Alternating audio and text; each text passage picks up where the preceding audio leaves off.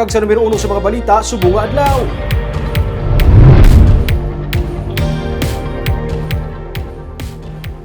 Musobra sa 70 ka mga bus drivers gipaidalom sa random drug testing antes ang Semana Santa. Voluntaryo nga nagpaidalom sa random drug testing ang 42 ka mga driver kag staff sa South Bus Terminal sa Vallecal Transit Incorporated sa Bacolod.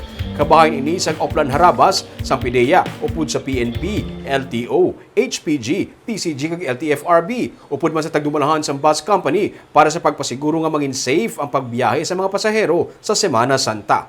May 35 man ka mga empleyado sa bus company sa North Bus Terminal ang nagpaidalo man sa drug testing. Sunod kay PIDEA Regional Director 2 Alex Tablate, tuyo nila nga isunod sa random drug testing ang iban pa nga mga bus kag jeepney driver sa probinsya para mapangapinan ang riding public kag mapabaskog pa ang kampanya kontra illegal nga droga.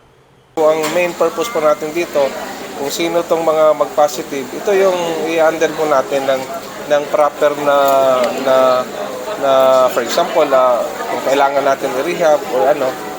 Kasi nga, empleyado yan eh. So, may tinatawag tayong drug-free workplace. Hindi lang sa mga government agencies, even in private institutions. So, talagang i-promote natin ito para bottom line is para safe yung commuting public natin.